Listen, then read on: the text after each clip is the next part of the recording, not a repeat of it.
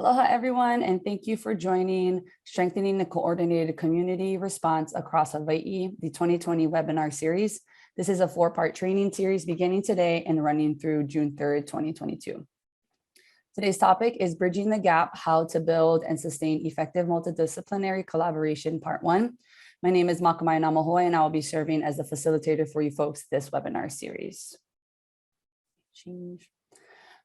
First, this series was created as an effort informed by domestic violence fatality review stakeholders from across the state.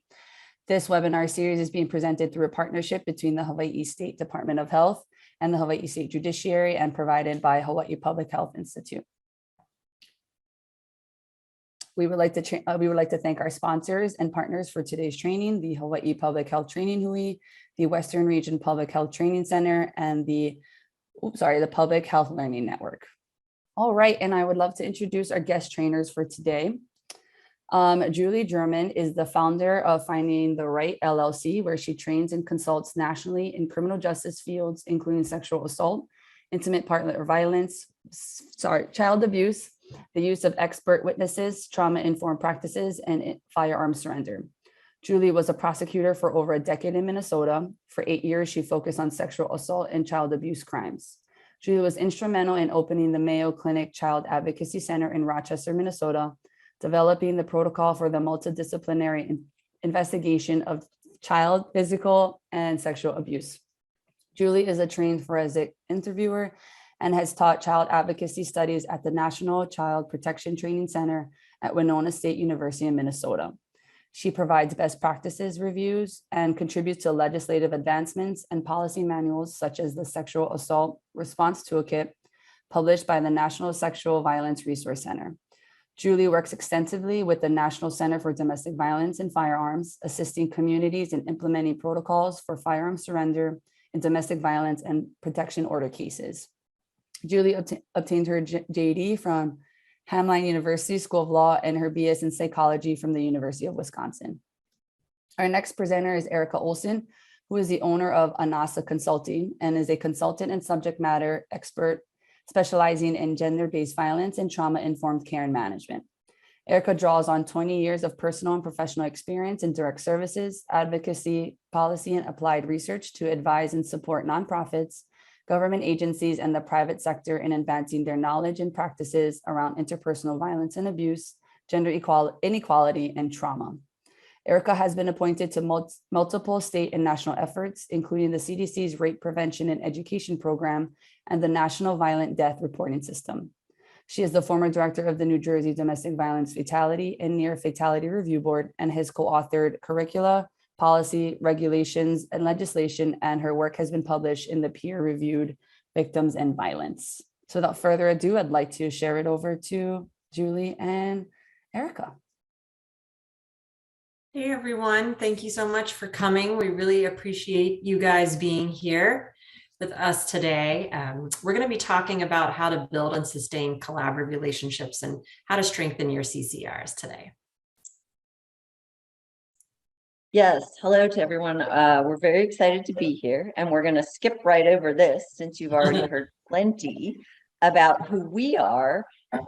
We would like to hear a little bit about who you are, and in an effort to be able to communicate a little easier today, we are going to use Menti to do that. And so Erica can go ahead and tell you a little bit about how to do that, and I will do the magic. Julie will do the magic behind the scenes. So thank you so much, Maka, for that introduction. And we'd really like to get a sense of who's here with us, since you got to hear a little bit about who we are. So we use Mentimeter. If you have a laptop or if you have a smartphone, what you can do is open up a browser and go to www.menti.com. And you can use the code that's up here on the screen. I can't see it all real quick. Here we go. The code is 666-14267. And we'd love to hear from you about what is your discipline? What's the discipline that you're coming from? And also what city, what state, what county, or what island or you're coming from today. And all of this is anonymous. We're going to be using Menti throughout the day to help you sort of be engaged a little bit and participate.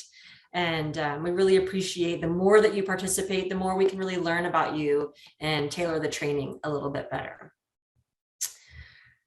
Wow. When you get into Menti, you will see that it allows you to respond twice. So lots of folks are doing it already. Respond once, the first time with your discipline and the second time with your location. And the code again is 666-14267. And I will say, I know 666 has some negative connotations to some people, and I didn't pick that number. Menti assigned it to me. So we won't hold it against you today, Julie. So we're sorry if some of you don't have access. Please feel free to also use the chat function if that's easier. I know that maybe not everybody, depending on where you're working, can actually access this. And we're sorry for that. We try to make it as inclusive as possible. It can be tricky, but please feel free to use the chat function if you can't use Menti. And just so you know, the way that this works is in the word cloud. The bigger the word is, the more responses that response has received. So the fact that social work and Honolulu and Hawaii are very big is indicative of those being entered multiple times.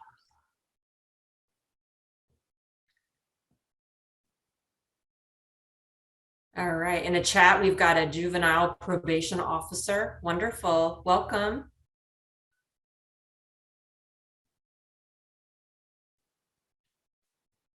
I find the word cloud mesmerizing. I just like watching it change. I could just keep staring at it all day. But I do see that we've had at least one prosecutor in the house. So I'm excited about that. Shout out to the prosecutors. Court advocate from Kauai. Wonderful. Counselor, advocate, that's coming up on the chat. I'm just reading the ones in the chat that aren't populating. Well, this is great. Thank you so much for participating. It's really lovely to get to see sort of who is here and the perspective and frameworks that you're coming from.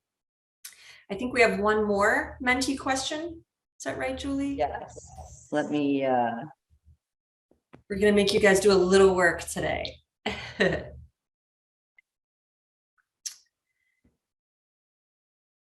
So in addition to hearing about your discipline and where you're from, the other thing we'd like to really learn from you is what's your multidisciplinary experience? So again, I think it's the same code. Is that correct, Julie? It is. And if they're still in the browser, it should just advance now that I've advanced the question for you. If it does not, simply enter the code again. Okay. So the question should have refreshed on your tablets or your computers or smartphones, but we'd love to hear if you've been involved in either currently or in the past, if you've been part of a coordinated community response team or a multidisciplinary team like a sexual assault response team, domestic violence response, domestic violence high risk, fatality review, child welfare. We just wanted to get a sense of where everybody kind of falls on the continuum of having worked in collaboration with others. All right, we have a DVRT, sexual assault response team, already working with the CCR. I love none. That's why I'm here. Good, good. I'm so glad that you are here. It would be super helpful too. It seems like we have a large number of individuals who work in a formalized multidisciplinary effort that wasn't listed here. And I know we have a strong contingent from public health, so it might be a health-related multidisciplinary team, whereas the ones that we were able to list in the response tend to be more criminal justice focused. But if a few of you wouldn't mind putting in the chat, what is that formalized multidisciplinary effort that wasn't listed? And I think similarly, I'm seeing I work in a less formal multidisciplinary effort. I'd love to hear a little bit about what makes that less formal. It's fantastic.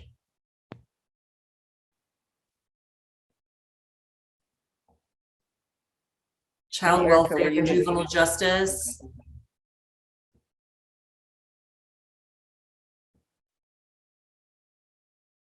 Outpatient program.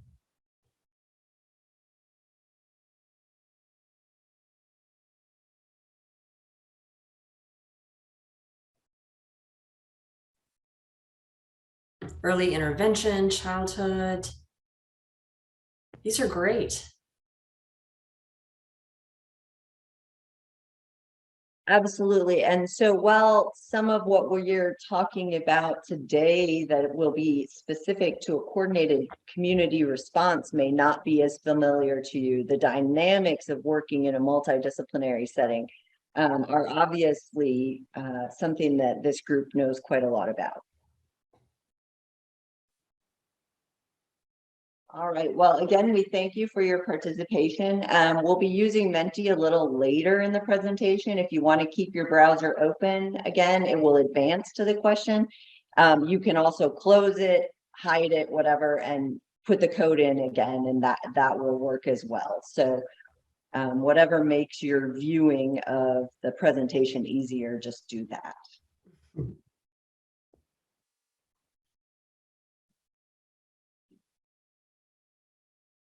So today we're going to be talking a little bit about the justice gap. And the justice gap is really the gap that stands between victims and survivors of interpersonal violence and receiving the justice that they need and deserve.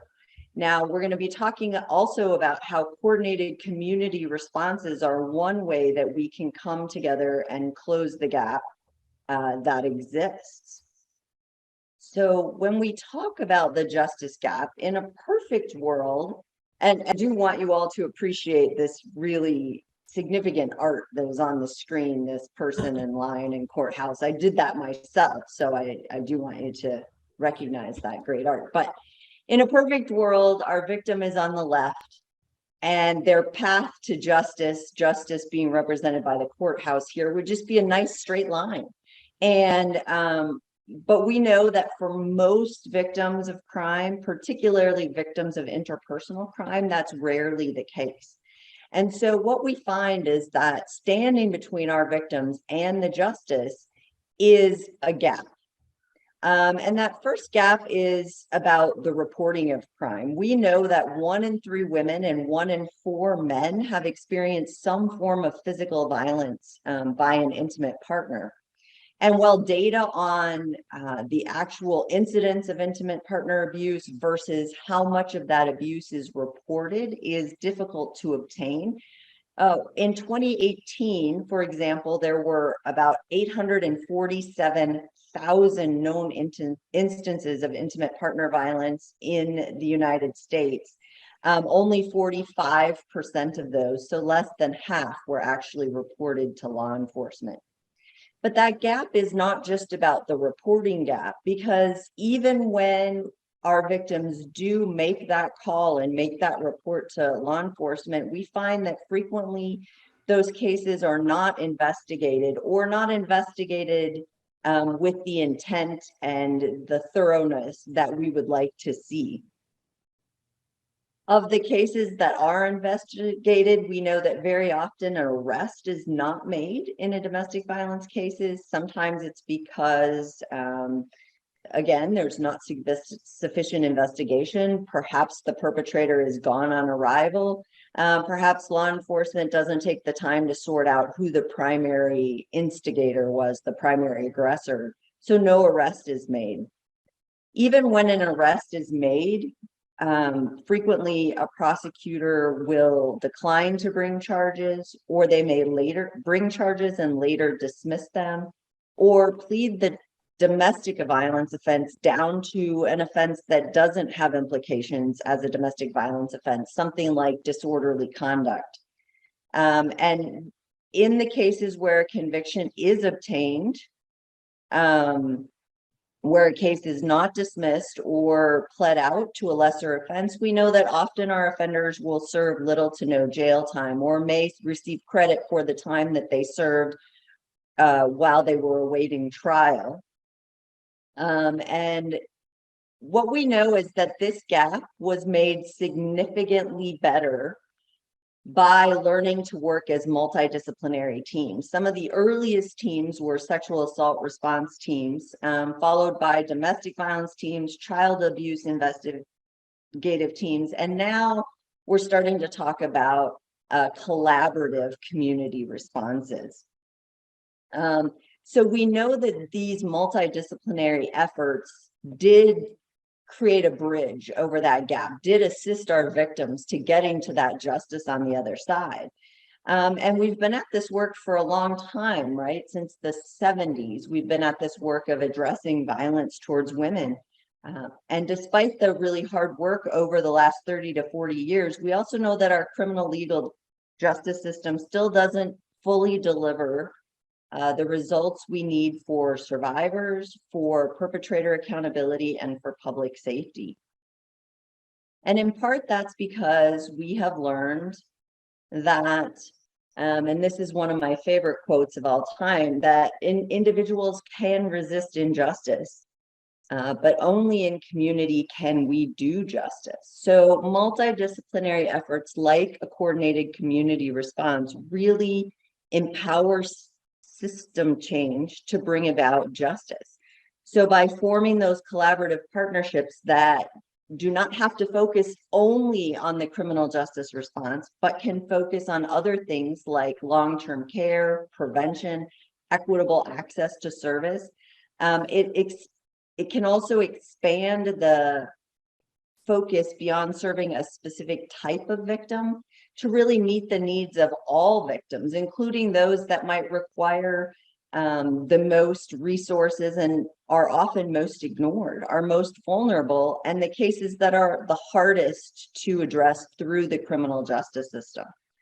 For example, many services have evolved from using like a physical door as a point of entry to access services to include multiple points of entry, the door, the phone, texting, multiple mechanisms for access where we maybe just offered access in English. Previously, we now offer text telephone for deaf or hard of hearing victims. We offer interpreters for other languages. And multiple agencies are now points of access for an individual to get services. You can get services through law enforcement, but maybe also through the medical community or the advocacy community. And we should have given you a content warning, warning being that Julie and I really like bad puns and jokes, as well as analogies. And so you're going to see a little of both during our presentation. But keeping in that spirit of making that bridge over that justice gap for survivors, we know that there's practice-based evidence as well as evidence-based practice. And what research and practice has shown over the last 30 years that Julie was really talking about is that it's really demonstrated that multidisciplinary collaborations, in really kind of whatever form they take, really do produce effective and sustainable results. Here we have as two examples, a domestic violence response team and a sexual assault response team.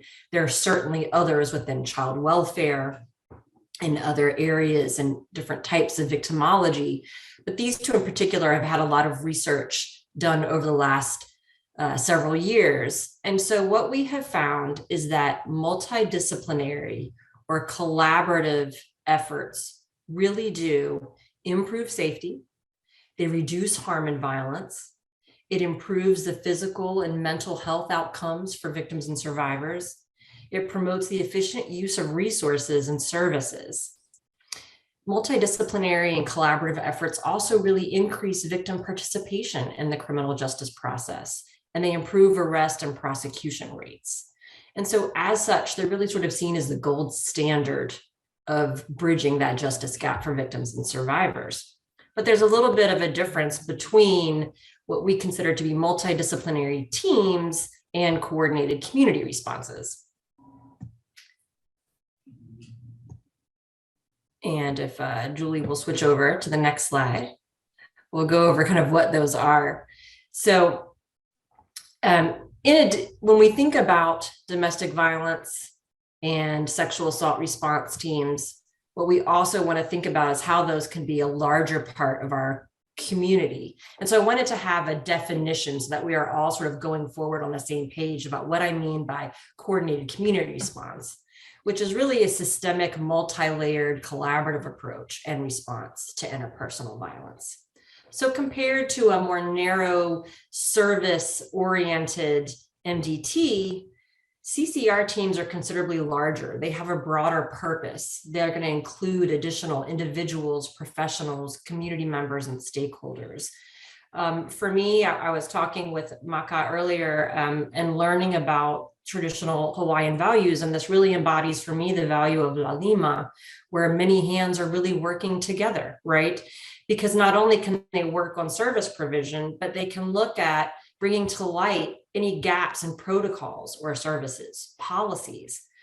You know, a CCR is really also a place where members of the community can work together with other system and service providers to discuss interpersonal violence and its effects on the community, but then to also equally and really collectively participate in developing services, policies, events, and really creating prevention strategies that are going to boost community awareness and decrease the violence in general. And just a little bit of history, coordinated community response teams really came out of Duluth in the 1980s. I saw someone in the chat earlier who talked about they had some experience with that and with Ellen Pence, and I think that's wonderful. And they were utilized in the beginning really for domestic violence and sexual assault. And so what we've included in your handouts is the coordinated community response wheel. And this model is also based on the Duluth model, but it really just shows, and I think Julie will advance to that next slide, but it really shows how you and your organization or you and your discipline can really be part of that coordinated community response. And what each of those systems, each of those slices of that pie, if you will, of a community can really make a difference. This isn't an exhaustive list, but it's really to give you an idea of the things that you can do as an agency or a system or as an individual. So the important thing about, and often the biggest challenge to a coordinated community response of any kind, is actually just getting started. So Mark Twain is attributed with saying the secret to getting ahead is getting started. And it's true whether you're maybe trying to start a coordinated community response from the very beginning, or I saw responses that some in Maui have already been doing this. Maybe you have gotten off path, or you need to do some fixing or some restarting, or just from this great pandemic, we have been away for so long that we are in this time, this great time of coming back. And so how we get started with our response is what we're going to start with today. And, you know, Mark Twain is great, but if we're going to quote somebody, we're going to quote the boss, right? Because we all know that we can't start a fire without I know you're all saying this at home. Got to be rocking out with some Bruce Springsteen. Right? Come on. We can't start a fire without a spark. We cannot start these multidisciplinary teams without that individual who says, hey, we can do better. I want to do better. And this is how we're going to go about it. And so if you're attending this training, you might be that spark. It may be you. So often collaborative efforts or efforts to change the system really begin with one individual or with a particular agency with a passion and a commitment to changing how we address intimate partner violence in your community. However, I want you to think about what happens with a spark, or what happens when you strike a match if you don't have any kindling, any small firewood, or any newspaper to keep it going. What's going to happen to that spark? Right? It's going to burn out. And probably some of you have had that happen one time or another. I know it happened to me as a prosecutor. I would get sent off to training and I would be the only one from my office to go. And I would come back with this really great idea that I heard in training, and I wanted everyone else to be excited as I was. But I was that spark, And without others to feed my enthusiasm, it would just sort of die off, and nothing would become of that training that I wanted to so much to share. So although we know you need a spark to start, right? You're going to need some kindling. You're going to need a little bit of firewood to get that CCR going.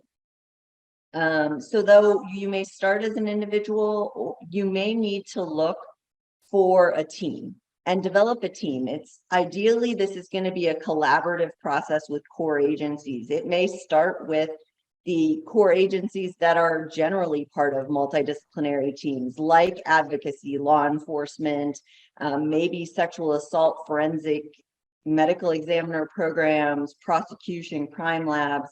But you need these little pieces of kindling, right? Your friendlies, those people from your agency and other agencies who are supportive to kind of sustain that spark. And we know that even with this kindling, our fire is not going to last very long. It's going to go out. And so, eventually you're going to need your heads of your agencies, right? And I consider those heads of your agencies the great big logs that are going to keep this fire burning long time, right? Through many days and weeks. But any of those of you who've tried to start a fire, it's very hard if you're the spark to light a big solid log on fire. You really need the heat from that little core team that you're going to build first to catch the bigger logs, the elected official, the head of your agency to catch on fire too. You're going to need all of that, the spark, the kindling, and the big logs to sustain. So how do you get buy-in to starting something like this? How do you recruit members?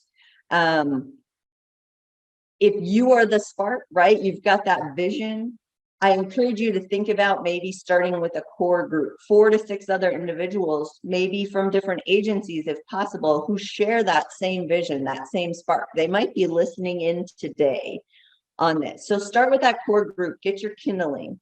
If you don't have a core group, approach friendlies first, right? You probably know people in your agency, in different agencies who have this same vision and values as you, who want to see something new and different done. And really the benefits of starting with a core group approach is that you are less likely to burn out. Your match isn't going to go out. You've got someone else to carry and build that fire. If you're not a single person trying to bring this message or a single agency, your group is less likely to be seen as the advocates team or the DA's team or the public health team, right? It's more likely to be looked at as a collaboration. And the broader your connections are to other community agencies in that core group, the better. When I speak on this topic around the country, the number one question I get, or the number one struggle I get from people, is that a particular agency doesn't want to participate or isn't on board on this effort. And so they'll say, gosh, the prosecutor's office won't come, or the sheriff's department won't come, or some agency won't participate. What are your ideas for tackling that? So if you have that friendly group, if you have your little core kindling fire going, one idea is to have existing team members approach the agencies that are not participating. I suggest, if possible, they approach at the same peer level. So if you are talking about an elected district attorney who isn't participating, see if the elected sheriff who is on board will approach that DA to talk about why they bought in, why they want to be part of the effort, and why they're including their agency. If you don't want to do personal invites like that, you can start with your core group just sending out a broad invitation to see who might show. Broad invitation to an exploratory meeting and see who shows up. Another idea is that if you have a good core group, but you have certain agencies missing, use a little positive peer pressure. Use the media for positive reinforcement. Make a big press release about this great new group that's starting to address domestic violence in your community. And those who aren't part of that press release may decide, gosh, I'd really like to be part of that. I would like to have some pull in that group. And then finally, another way to do it is to make sure everyone has a position. When I helped start the Child Advocacy Center in Minnesota, the groups that were involved were sort of at odds with each other. It wasn't an easy start to the agency. And we had, frankly, we had too many cooks in the kitchen. We had too many people to be productive. And so what we decided was to create multiple groups. We had an advisory board, and the elected officials and the heads of departments sat on the advisory board.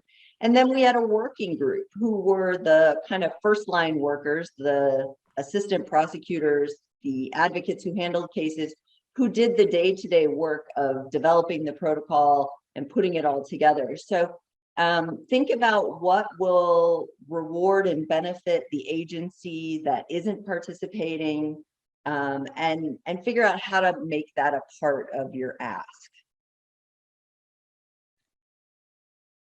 So when we think about successful collaboration, Julie was just talking really about that initial core group. And many of you have indicated already that you're already part of a coordinated community response or a team that's working in that kind of fashion.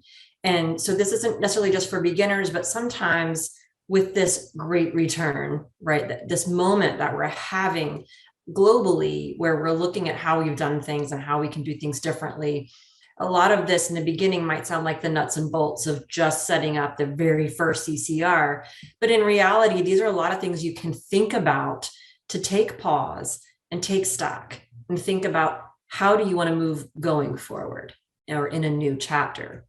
And so whether we're talking about that small core group that's really getting things off the ground, as well as the larger group that does the work on a coordinated community response, it's collaborative, right?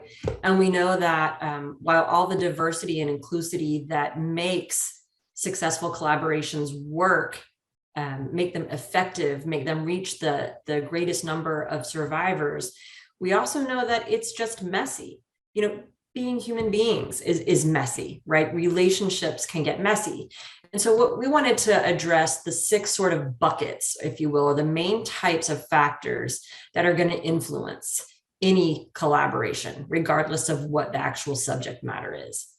That's going to be your environmental factors. And that means what kind of environment are you working in? Is it charged? Is it political? Is it socially divisive? Or is it a time of harmony? Is there already support for this particular issue or not? Are there, you know, what kind of environment are you trying to operate in? You want to look at membership characteristics. Who's part of this? Do they have any real power or influence? Are they truly welcomed? You want to take a look at process and structure. Do you have any? I noticed earlier when we were learning about you that someone was talking about not being part of a formal coordinated community response. And sometimes when we say words like process and structure, people start to think rigid, top-down, hierarchical. And it doesn't necessarily have to be that way. Communication is another huge factor. We're going to go over some skills about that in part 2 of this training. You want to consider, do you have purpose? And is that purpose clear and explicit? And then last, of course, you have to think about resources. You know, resources can really make a difference between agencies or organizations having turf wars and being competitive versus being really incredibly successful. And we know from Violence Against Women Act and Victims of Crime Act being delayed both in their reauthorization as well as their funding allocations. You all know what it's like to work in this kind of space and place with very few or little resources. So we have a little clip for you that we hope will give you a chuckle, but also think about if you recognize any of this in your collaborative work, talking about effective collaboration.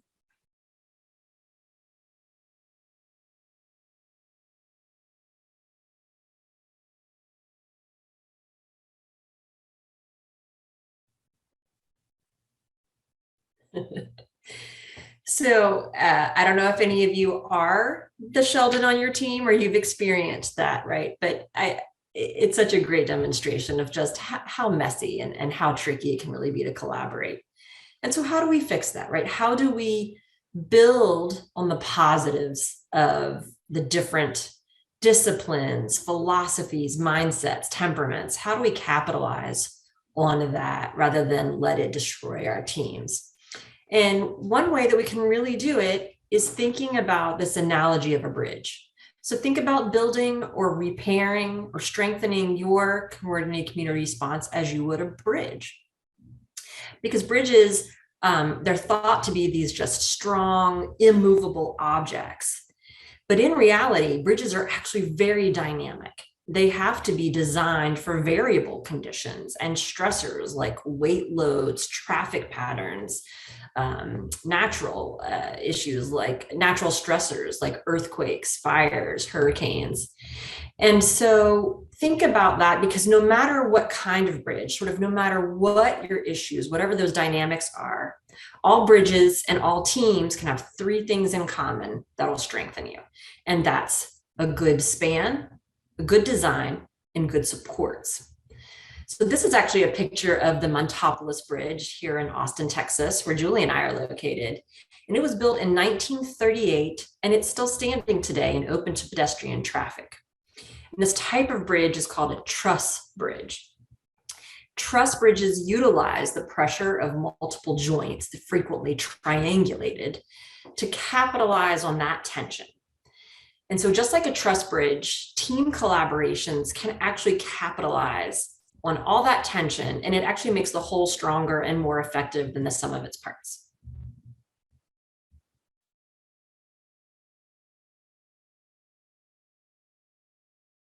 So as Erica mentioned, we like analogies, and for working on and building a CCR, as you can tell, our analogy is going to be bridges. And when you think about building your collaborative community response like you would build a bridge, there are three necessary components that we want you to consider: span, design, and supports.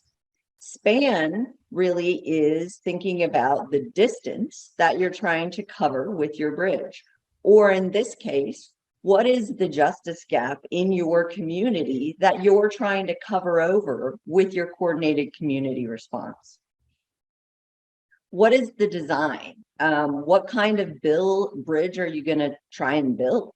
How will you design it to withstand the differences of opinion and conflicts or changes in leadership and staff that come with working in this particular field? And then finally, supports. What kind of supports are possibly already in your community to support victims and survivors? And what supports are lacking that you need to either learn or develop or create to keep the bridge that you're going to build, the team that you're going to build, really solid and strong? So first, we're going to talk about span. And span really is the functional purpose of the bridge. What size gap are you attempting to fill? As Erica mentioned, the bridge that she showed you from Austin is open to pedestrian traffic, because there's a big difference, right? What kind of bridge do you want to build? One that can support people or like a few hundred pounds, or one that's built for semis and needs to hold thousands of pounds?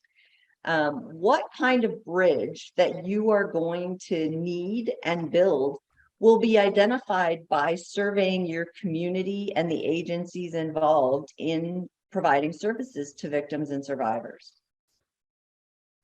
So what kind of supports or bridge your CCR has to develop is determined by the size of the bridge and the supports that already exist in the community. So you can start by looking at just how big is the justice gap in your community. And even this first question will take more effort to solve than you may initially think about.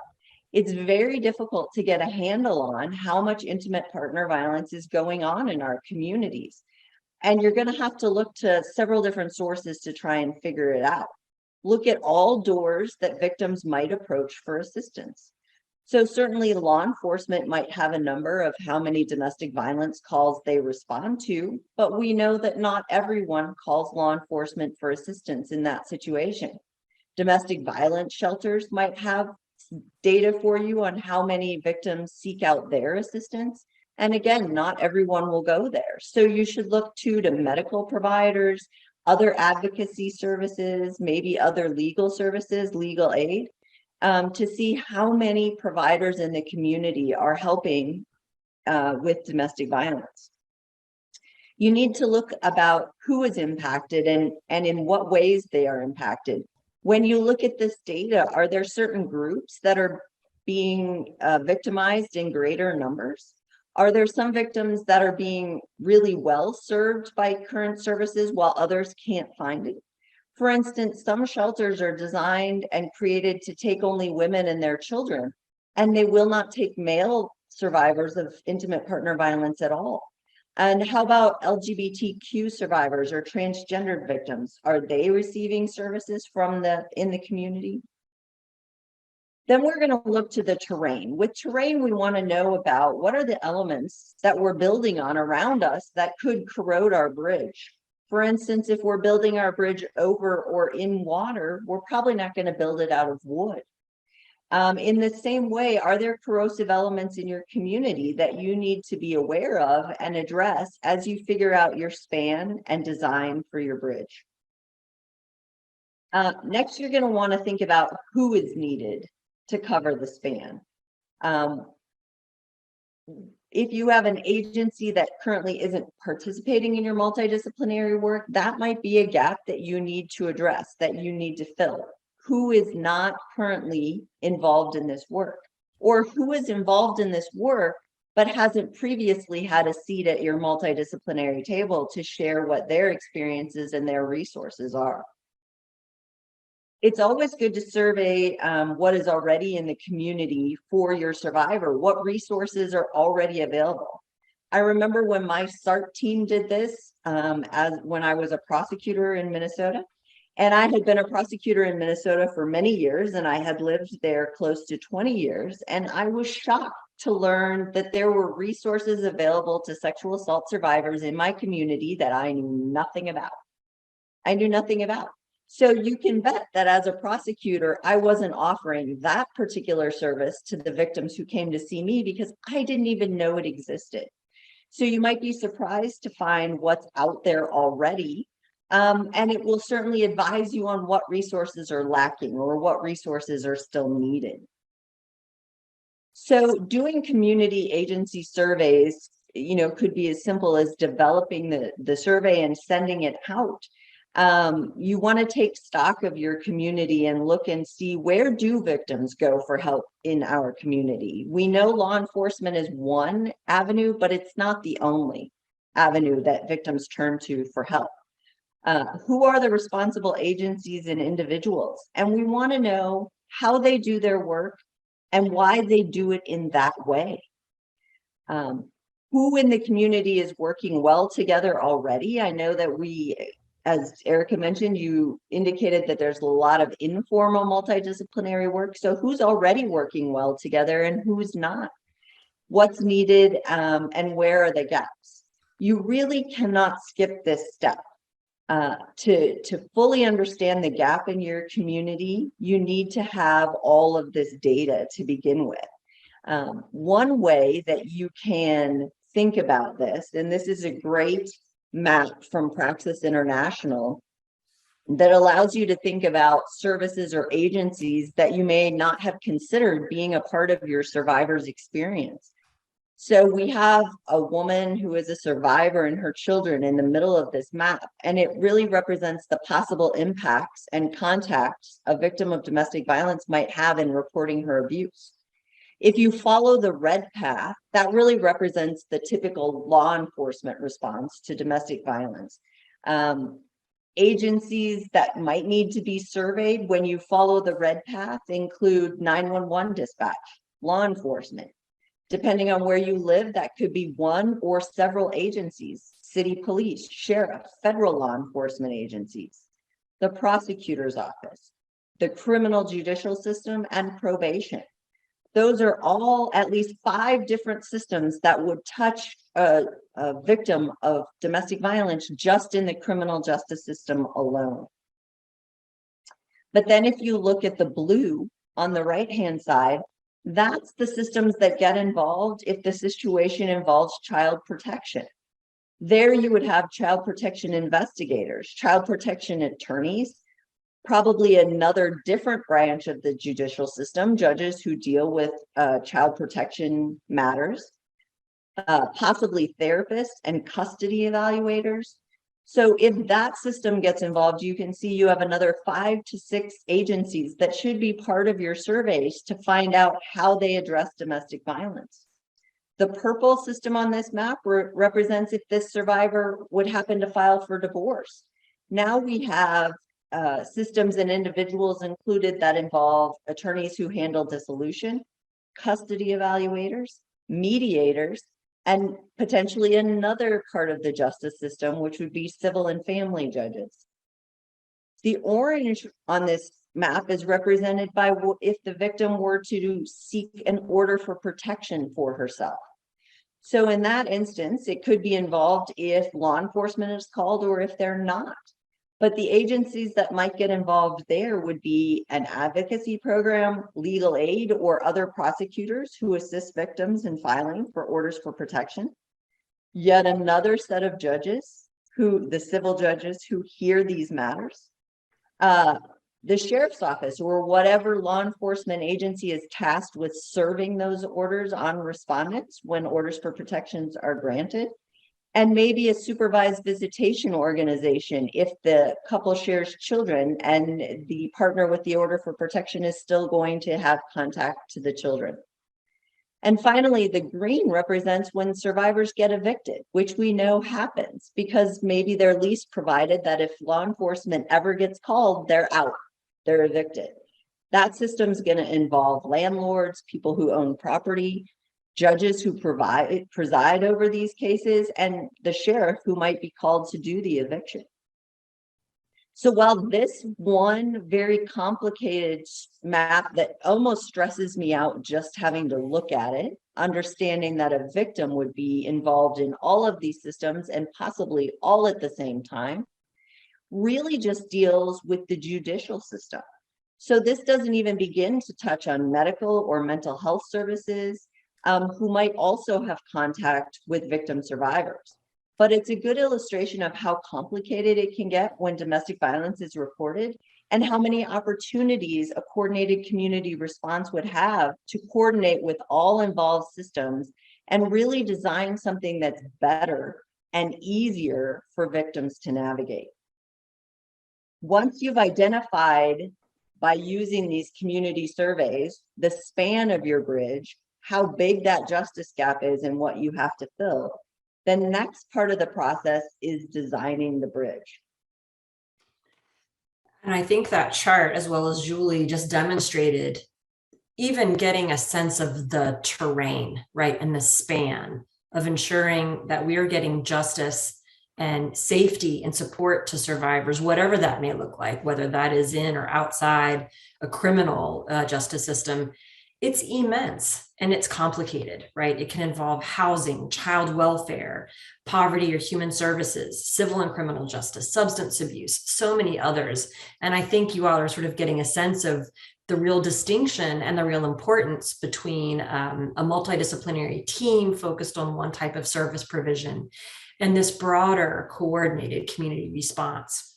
And so the second thing that you really need to think about, again, whether you are building from scratch or whether you're repairing or rebuilding your own CCR, is the second component, which is the design component.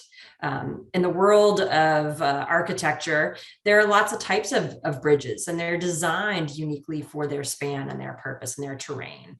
There are arch bridges, beams, suspension bridges, and that truss bridge that we saw earlier from Austin.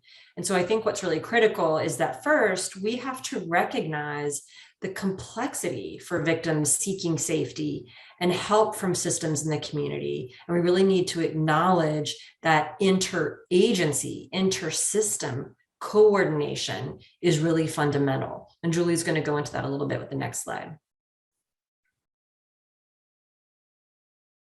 So the interagency coordination is at the very heart of a CCR, and it really has to be core to its design. Coordination of those in the community who come into contact with domestic violence significantly increases victim safety and batterer accountability. It's recognizing that each agency may encounter victims at different points and in different settings. So each has the opportunity that the others may not to help victims locate the resources that they need. Also recognize the interdependence of each of these agencies. While we're all connected to the victim differently and we all have contact with the victim differently, we are independent on each other. We are connected to the other agencies. So for example, if a court issues a protective order in a domestic violence case, it's really of little value if law enforcement won't respond to violations when the victim calls. A victim may be unwilling to go to a domestic violence shelter for help, but might reach out for assistance through their physician or their medical provider. So we can't, however, expect this coordination of agencies that act independently, but are interdependent on one another to really happen organically. It really has to be planned and purposeful.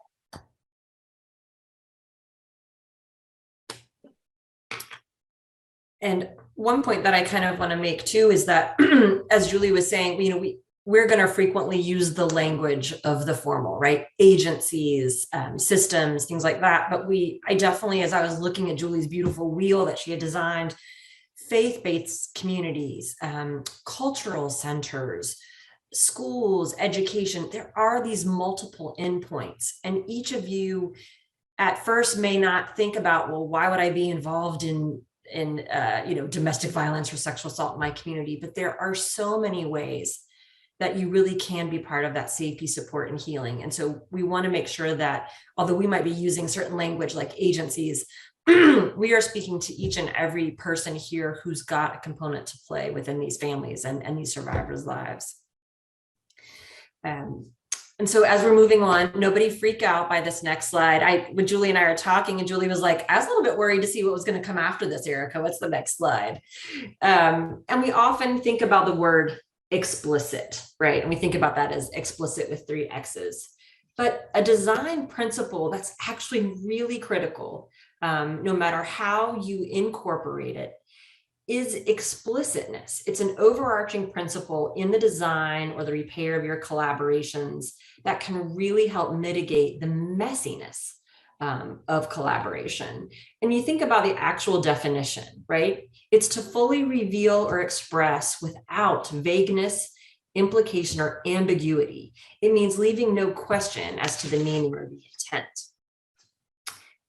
And so your next question might be, okay, great, but how do we really sort of incorporate that into our work? And you really kind of break it down in these 3 ways. Just like a bridge, the design of your team needs to be able to withstand dynamic elements, personalities, backgrounds, temperaments, different disciplines, different roles, responsibilities, lenses. And these are sort of 3 main ways you can do that on your team. One is set agreed upon, set agreed upon expectations for those folks that are going to play a part on your coordinated community response team, as well as for those systems, agencies, and offices and organizations that are responding and working with victims and survivors. Another way is to really explicitly define roles and responsibilities, both in that core team that's really maybe getting this started or that's leading the efforts like Julie talked about earlier, or the broader coordinated coalition of partners and agencies. And then third is clarity and specificity. Being clear and specific really cuts down on misunderstandings, miscommunication, setting up those expectations. And one example I know Julie has used several times before is thinking about it in a marriage where 2 people have come together and one partner is doing all of the household work and they're starting to get resentful and angry about that. And another partner is not. And what happens, right? A huge explosion. I mean, this could also be roommates. This could be platonic, but you've got 2 people living together and one's doing the majority of the household work and the other is not. And this big fight happens. And what you realize, what lies underneath that is that these two people have come into this situation and they didn't discuss their expectations. It turns out one partner came from a family where both parents shared that work and that caretaking equally. Maybe they discussed which types of chores or work they liked or didn't like and divided that way, but no matter what, they all shared and they all did that work. And the other partner came from a very different home where it was perhaps more rigid in terms of gender roles, or maybe it was divided along other lines, but it was such that those two partners and their family of origin didn't share the work equally. They didn't even necessarily tune into the other to do that. And so now you've got this married couple and they've never talked about what are their expectations living together. They haven't talked explicitly about here's what I love to do or hate to do, or here's what I have time to do. And there's no clarity and specificity. And so the same kind of example can really happen on your teams. And then we have to think about how do we incorporate these principles in the day-to-day work? Like, right, it's not enough to just know what to do, but we want to try to share with you how you can do this. And one way to get started, particularly with that small group that Julie was talking about, but certainly also with your larger expanded group, whoever's working with you on a coordinated community response, is what I like to call roll call. This comes from the Wisconsin Coalition Against Domestic Violence, and I think it offers some really good examples. So what you can do is really list out, and I would write these out in a document because it serves as a good grounding anchor if things get wonky, they kind of go off the rails. And what I mean by roll call is to be explicit and clear about the expectations you have for folks who are going to be part of this coordinated community response, whether it's on one of these teams or one certain team, or if it's all working together. Could be things like, you agree to attend and participate in meetings whenever possible. That if you're going to be part of this team, you will represent the vantage point of your discipline or your profession and teach the others on that CCR. It might be that you also take information and questions back from those team meetings to your agency. So not only the roles and the responsibilities that you have on that team, but then how will you take what you've learned, what you've discussed back to your own teams, organizations, and agencies in order to help them promote the safety of victims and the accountability of offenders. Again, I really feel like this to me embodies that spirit of Kuleana, where each of you is taking this personal responsibility to participate on this team. These are the ways that you can do it very explicitly, very clearly. It promotes respect and understanding for one another as you move forward as a group. And lastly, having this written as an actual document, perhaps people sign it upon joining your CCR, perhaps you sign it at each large team meeting, however you work, it allows people to buy into it, to agree to expectations. It's clear what's expected of them so that they can meet those expectations. And then it really becomes a grounding stone when people start to not maybe hold up their end of the bargain. And Julie's going to share some more ways that you can incorporate these major principles into your work.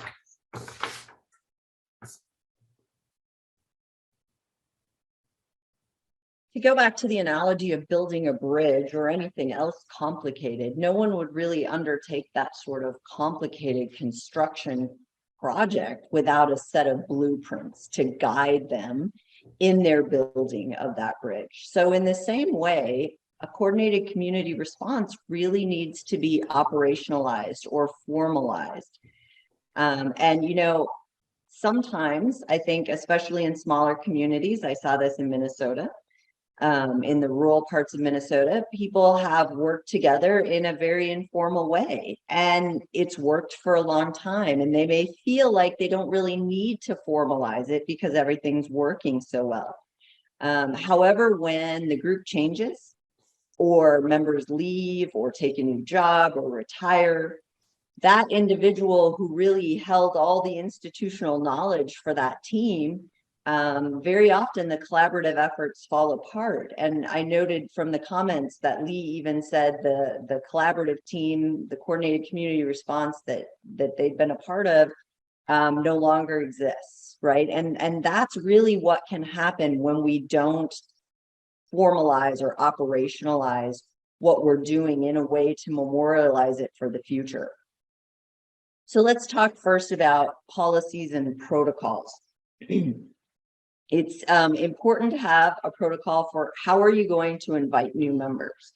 How is that going to happen? And when you do invite a new member and they decide to join you, what is going to be the protocol for orienting new members? I know different teams that I've been a part of, and I've been on a domestic violence response team, a sexual assault response team, a child abuse response team. They all had different protocols. One would give you a manual that you were expected to read so that you were up to speed on the policies and protocols of that team. Another team that I was a part of had actually created orientation videos that you would watch when you came in as a new member. So thinking about how are you going to get new members and how are you going to bring them up to speed so they know what's happening with your team. Having memorandums of understanding is crucial with each of the agencies or organizations that are part of your team. A memorandum of understanding about what their roles and responsibilities will be, what they're committing to as being a member of that team, and what the expectation is for the work that they will provide, attending meetings regularly. It's good to memorialize how conflict resolution will be handled. Conflict on teams is inevitable. It's going to happen.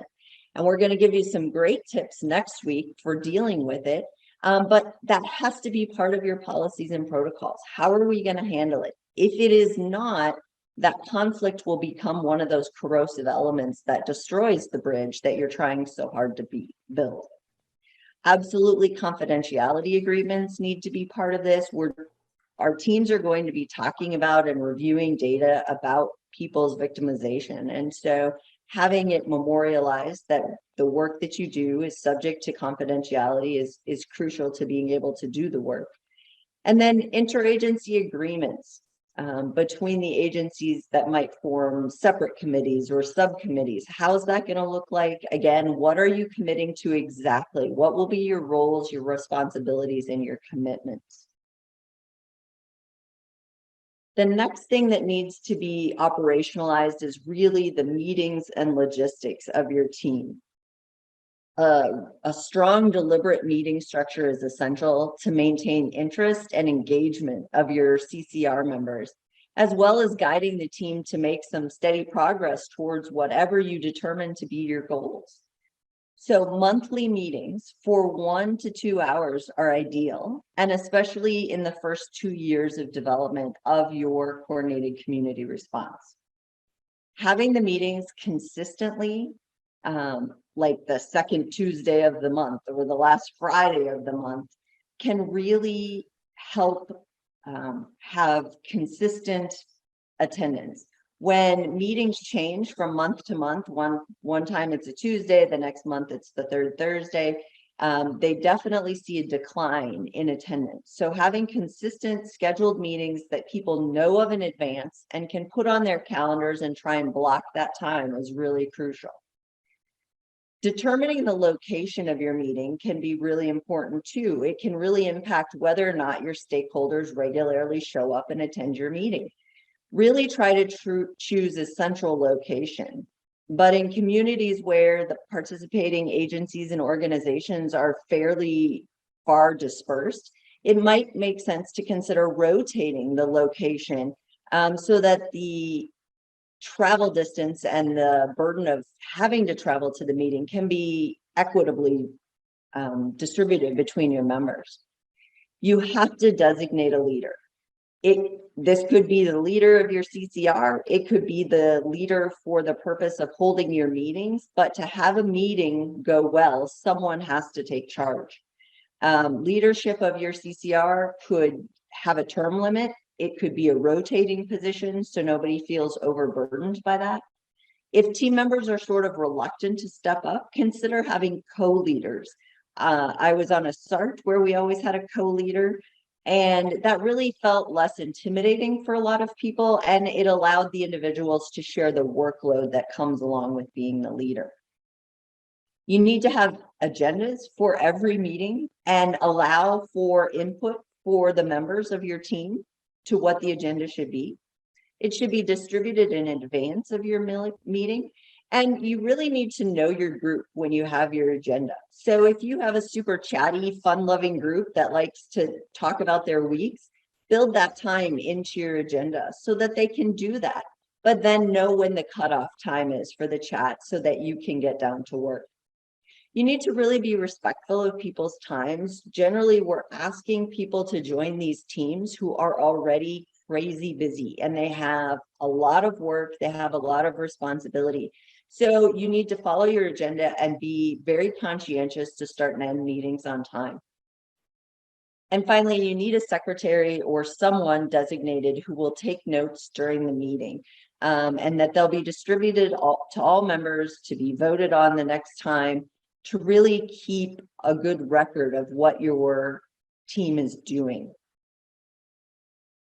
So finally, you have to write all this down. You need to memorialize formal policies and procedures and decide how you're going to capture that. Are you going to develop a team handbook that everyone gets a copy of and can be given to new members?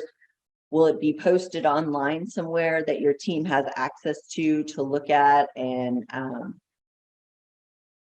be able to access? Create questionnaires for potential team members. How are you going to decide who comes on your team and what they're going to bring to the team? Figure out how you're going to orient new members. Talk about having your mission or purpose posted somewhere. And even if you use a meeting space that isn't really yours, you could bring in a poster to post each meeting on that mission and purpose. I know in a child abuse team that I was part of that would often kind of go off the rails with dissension and conflict, we had a mission and purpose to keep the child at the center of everything we did, and how grounding it was to have that visibly available to us when we would get a little bit at each other's throats, to be able to go back and say, is what's happening here keeping the child at the center of our mission? And it maybe wasn't. And then guiding principles. You can post the guiding principles for your agency. Writing this down or memorializing all these things we've been talking about is so crucial for turnover, which we know is super inevitable, especially in this challenging work of working in the field of domestic violence. If you document everything, then transitions can be smoother, and you can ensure that when a critical person or your sparked person leaves your team, it doesn't just disintegrate.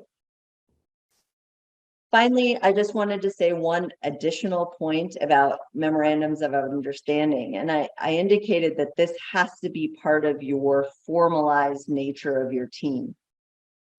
First of all, it's a good way to get the buy-in of the brass, so to speak, or your elected official or the head of your agency, is to get them to sign an MOU. And be very clear in your MOUs about what it is they're committing to. Are they committing a member of their staff to the team? What does that look like in terms of hours of commitment?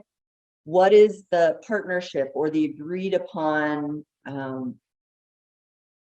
agency between agencies? And be specific about that, right?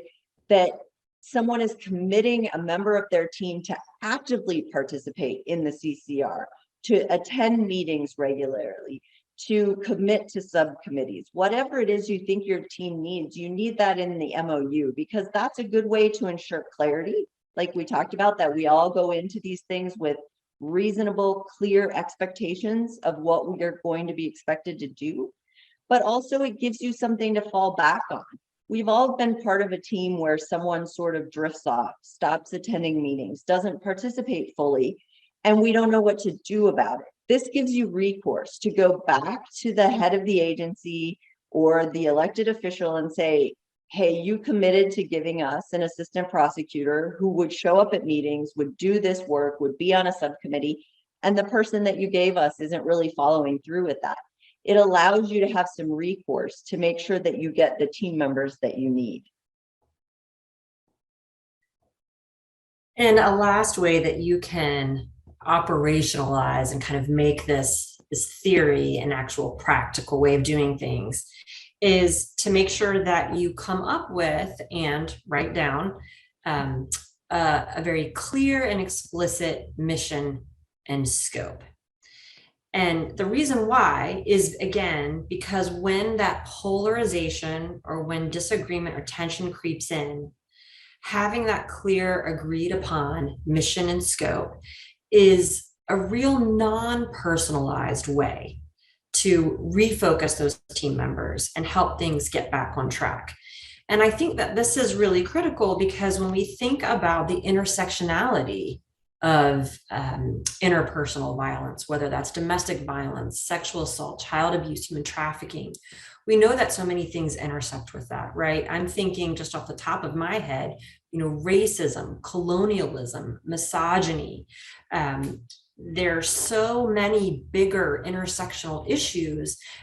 And in this work, we can find so many people so deeply passionate about wanting to solve so many of these problems.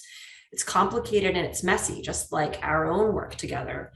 And so by having a mission, a well-defined explicit mission, like Julie had given you the example where the child is at the center.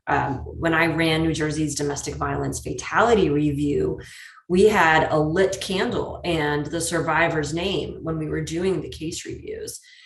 But having both ritual as well as written down, defined mission and the scope of how you're going to do something can really ground your work. And when things either get heated or personal, it's a great way to draw them back and just say, you know what, I hear you. I would love to do that work too. I'm just trying to think, does that really fall within our mission? Or, I hear what you're saying and you really want to do things that way. I'm just trying to figure out, is that within our scope or is that past our scope? And that's a way to help resolve some of those types of conflicts.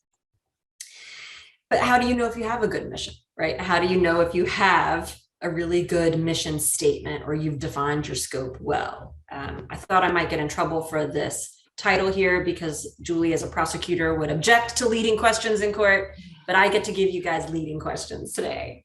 And here are some ways that you can ask yourself, does your current mission statement, is it good enough? Can it really help out your team? Or do you need to maybe do some repairs and change it a little bit?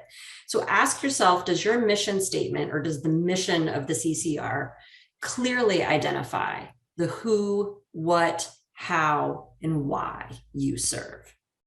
Another question to ask yourself is the mission broad enough that all agencies or representatives on the team can see how they can contribute to this issue? This is meant to be real inclusivity and real equity and power on a CCR team, because it can get very hierarchical, it can get very patriarchal very quickly. And so does your mission invite, can people really see their role or how they can contribute to that ultimate mission and scope? And then lastly, is the mission something that would rarely change? Because again, like a bridge, it has to be solid and stable enough to get that survivor to a place of safety, support, and well-being. But at the same time, is it flexible just enough? But you don't want something that's going to just sway in the wind with whatever's currently popular or trending. So your mission should be something that is flexible enough that it can grow as times change and as your committee and your work grows and as we learn more and grow more. But at the same time, it should really be something that is fundamental and isn't just going to shift with the wind. And last, if you have any other questions, if you either want to redo your mission statement or if you don't have one and you want to get a little bit more operationalized, we gave you I believe, handouts that were sent out by MACA. We've got some sample mission statements, and they might sort of spark your curiosity and your imagination and guide you a little bit into writing one that fits your team a little bit better. Oops, sorry. And to kind of encourage you in the formalization or the I can't even say that word today, in the formalization of your team, is this quote from James Clear. And maybe some of you have heard about James Clear. He wrote a book called Atomic Habits. Some of you have maybe read it. But he has said in that book, you do not rise to the level of your goals. You fall to the level of your systems. And so while we tell you how important it is to have that goal or that guiding mission statement and scope, to guide you, it is equally or more important to have the systems that will help you attain that goal. So for instance, he will talk about it just very simplistically in a personal goal, right? You might have a goal to lose 20 pounds. But if you don't put into place any system to exercise and change the way you eat, that goal is never going to be attainable. You're never going to rise to the level of that goal without the system that you need. So in the same way, if our goal is to some way impact victims and survivors of domestic violence or to reduce violence in our communities, those are great and lofty goals. But if we don't put into place the systems that we need to achieve those goals, we're never going to rise to that level. So that's just your little bit of encouragement, or a good way. I think I have this quote in my house because I love it so much. You're never going to rise to the level of your goals. You fall to the level of your system. To remind me about developing good systems for whatever the habit I'm trying to develop it is, whether I'm trying to change the system and improve violence in my community, or whether I'm just trying to stop snacking at 9 o'clock at night, right? I have to have a system in place. And I think this really brings us to design challenges, right? I think everyone attending here today knows how challenging it is to work on such complex issues. I think you all are very familiar with the typical challenges that are involved in collaborative work or in multidisciplinary work. And so if I can ask Julie to move to the next slide, when we think about the traditional challenges in general, right, to multidisciplinary efforts or coordinated community efforts, or frankly, just collaboration, even inside your own office, this is what we have heard from so many folks as we've been training and working in this work. And I think back to the 6 factors that affect collaboration. If you remember those 6 buckets, right?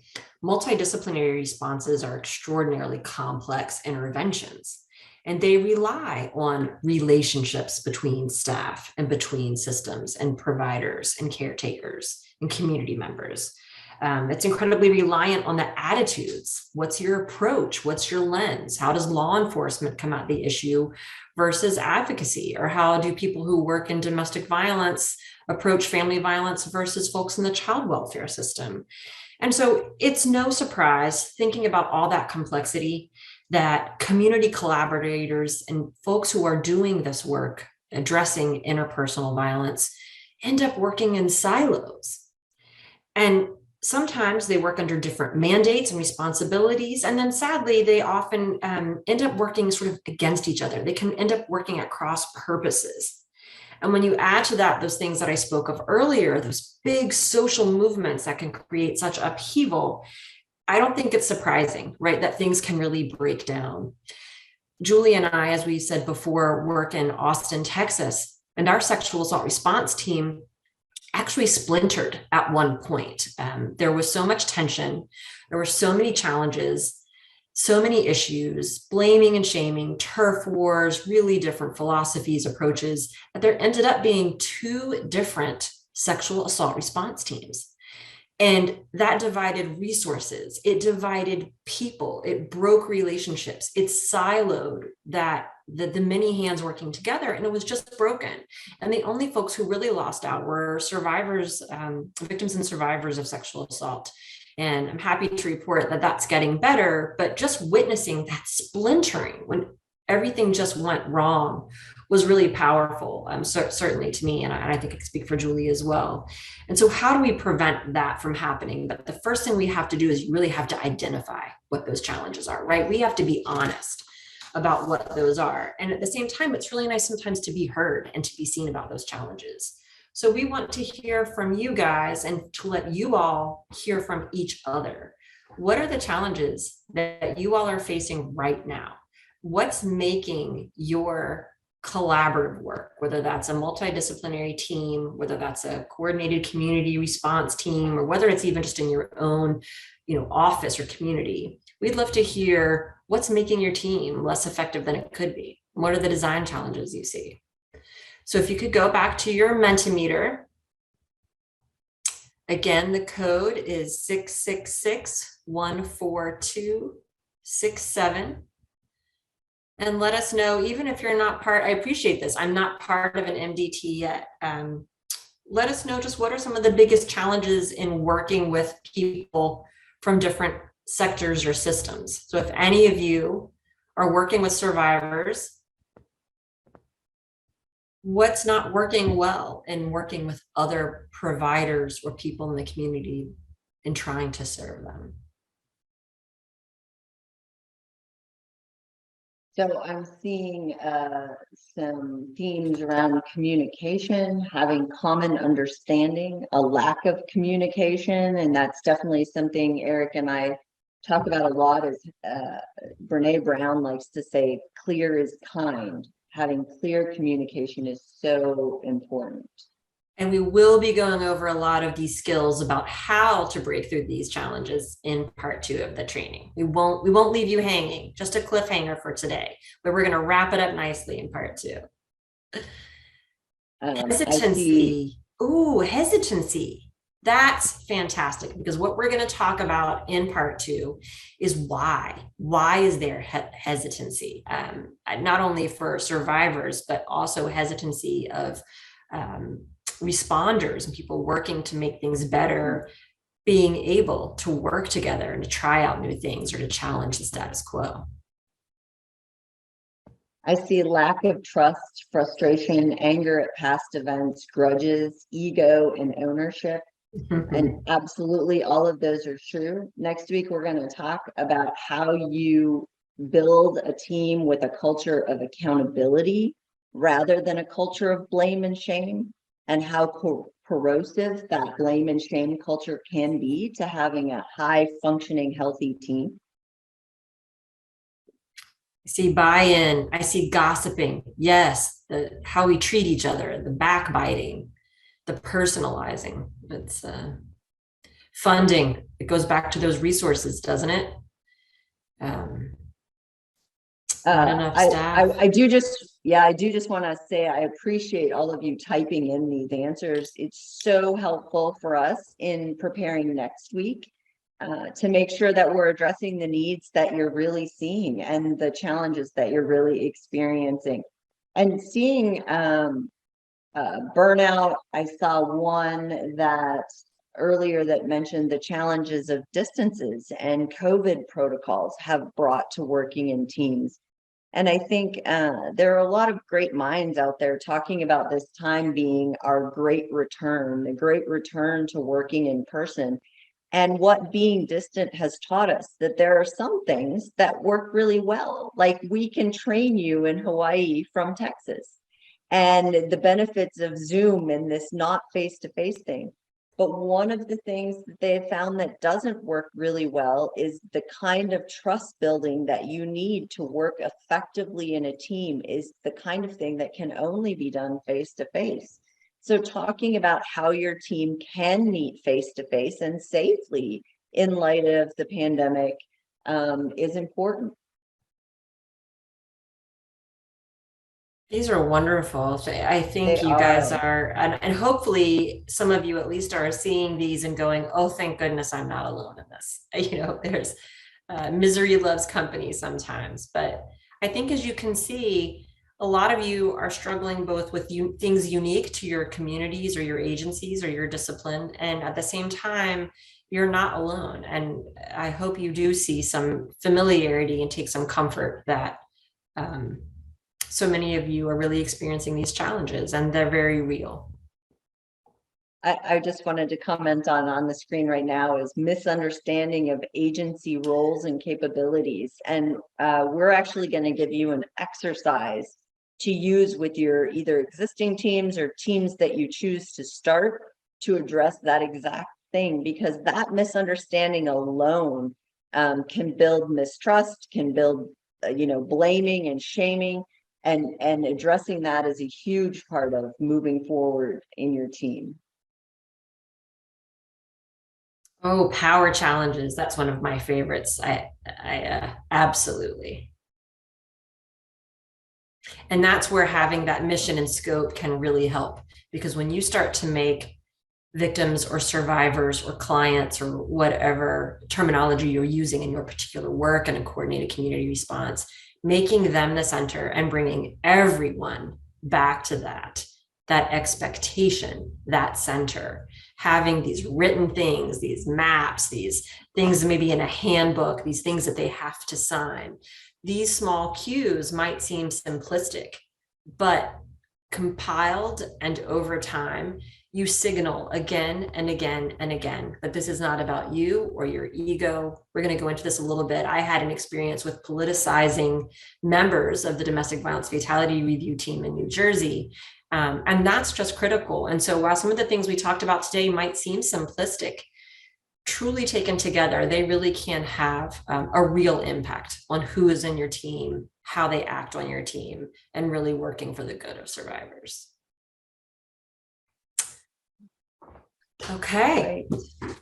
Thank you guys so much for being vulnerable and being willing to be honest about what you're facing.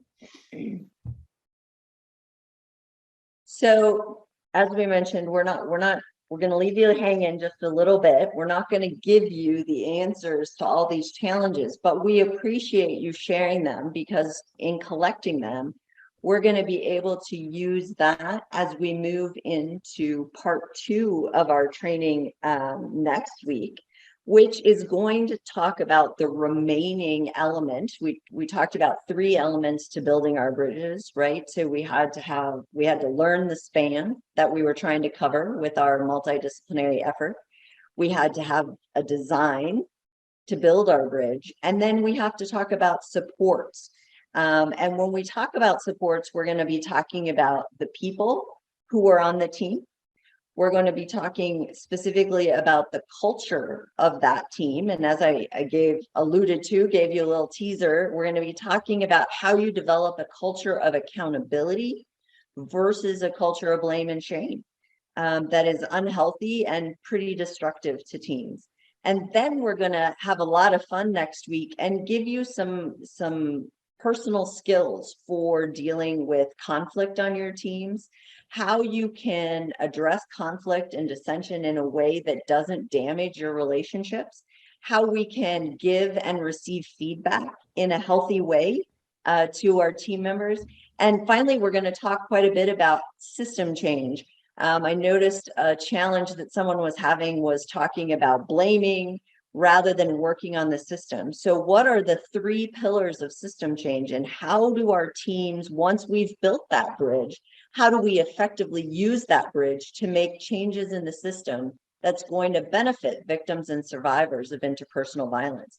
So as they like to say, tune in next week to learn all of those great skills. And I think for today, then that leaves us with questions or comments. And we would happily take either or both. We'd love to make this a conversation as much as we can. I know that's hard when on a webinar, you're all on mute. You have the chat that you can use. And also I'm going to put the Menti back up. And in the same way that you have typed in before your challenges, you could type in a question or a comment. So again, please feel free to use either the chat function on Zoom or use your Menti with the same code. Thank you, Julie and Erica. What a great presentation. We do actually have a couple. Oh, no questions from the. Oh, we actually had a couple that maybe we were thinking of on the back end. In your experience from the past, the last couple of years that we've been in COVID, can virtual meetings be successful for CCR teamwork? Have you found success or any challenges moving it completely virtual? Kind of through the two of you. Yeah, whoever feels. Sure. I think it's hard to say whether success can be found. I was just listening or reading a little bit of research on this because not just teams, but employers are having this dilemma of, do we bring people back to the office? Do we let them continue to be remote? And really what the research is showing is that individual work is super successful remotely.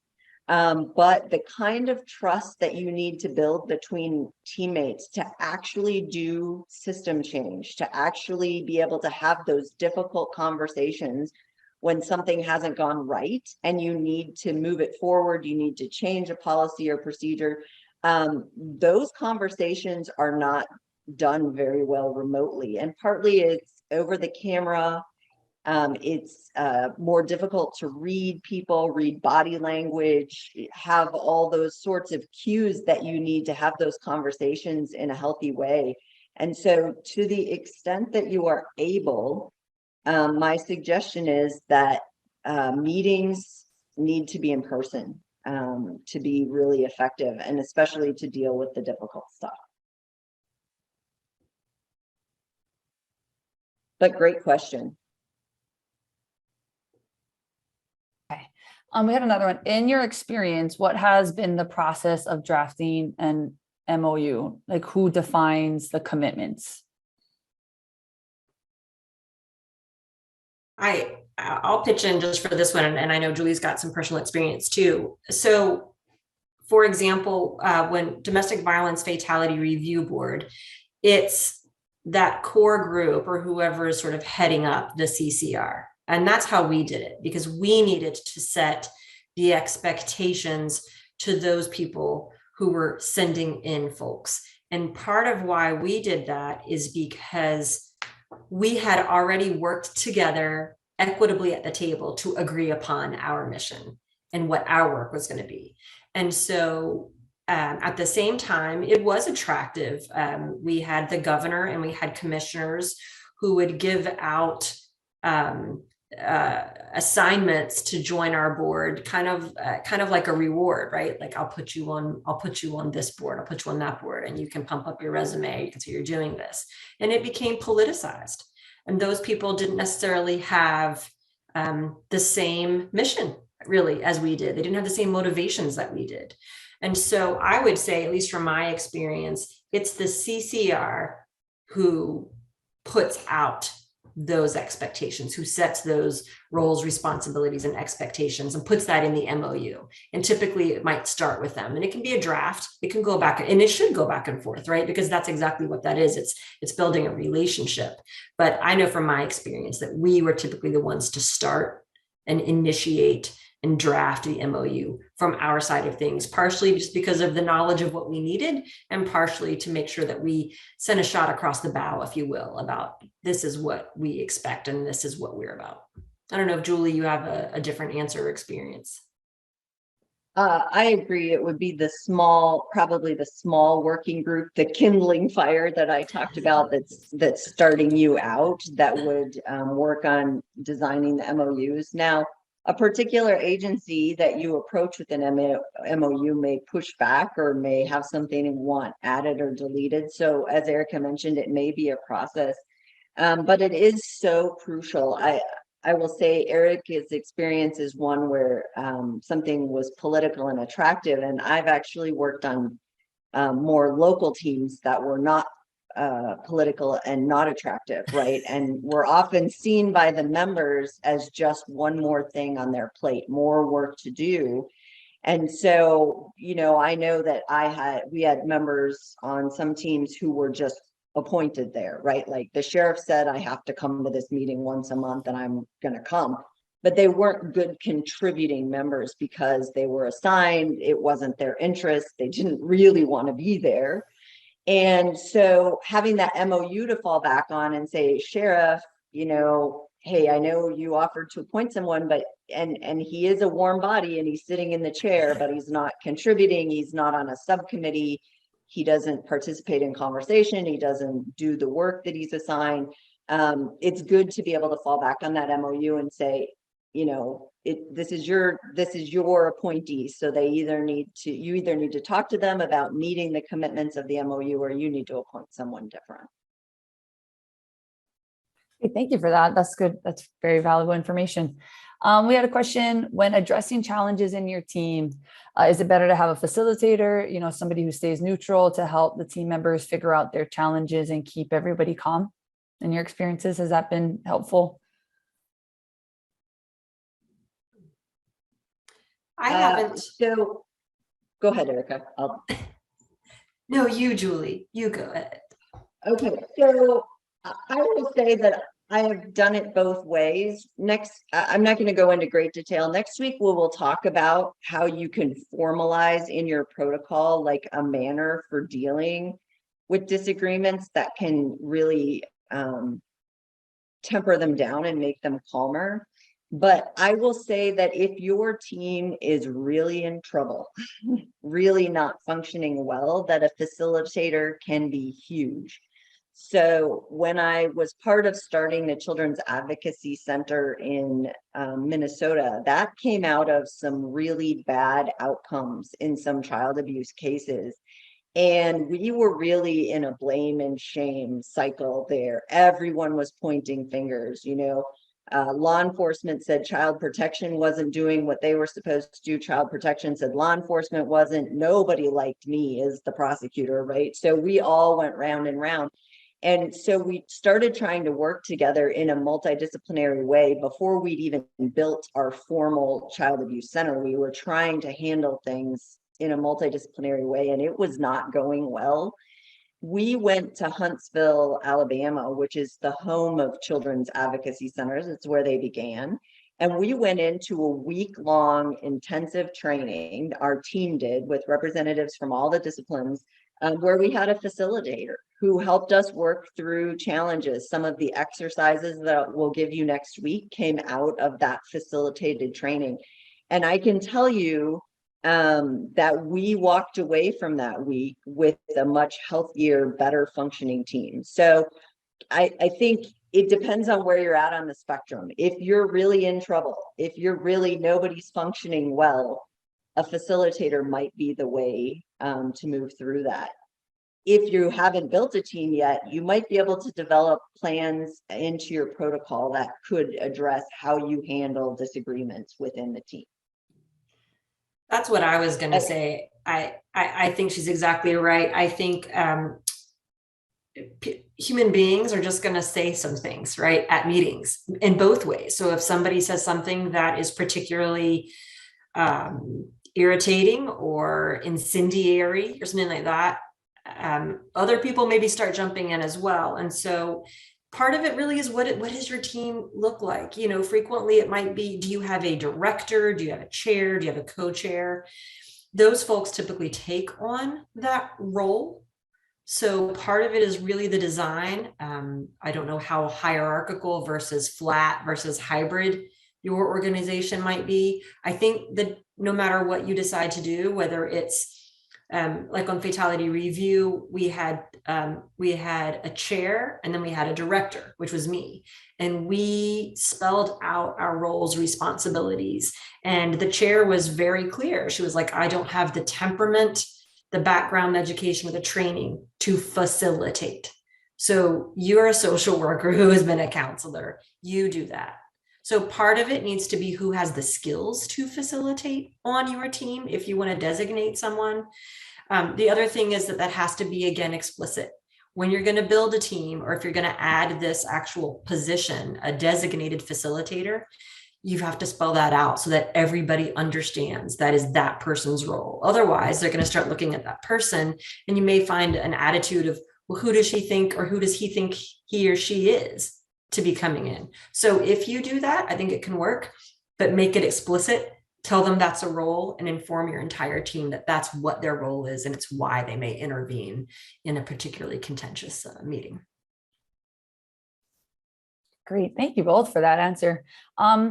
See no more questions popping up or on Mentimeter. So maybe we can wrap this up a little bit, but I wanted to ask maybe the two of you, if you have any, and hopefully maybe there are more questions will come in at part 2, or maybe some folks are kind of just like marinating on all that information that you folks presented today.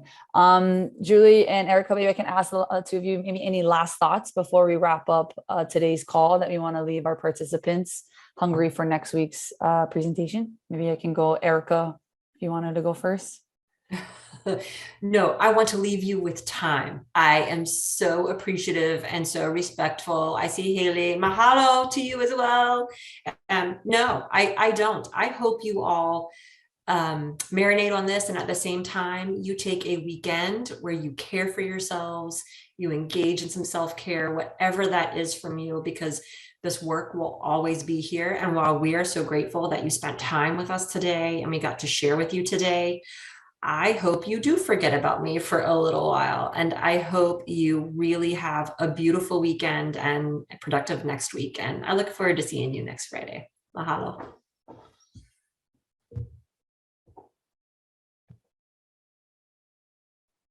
All right. And I don't know that I can follow Erica. That was so great. But I will say that next week's even better from my perspective. It's a lot of fun. And I think the feedback that we've gotten from the part 2 is that people learn a lot of skills for communication and conflict management that's helpful, not just in their work life, but in their personal life. So I really do hope that you all come back next week, and we look forward to seeing you then.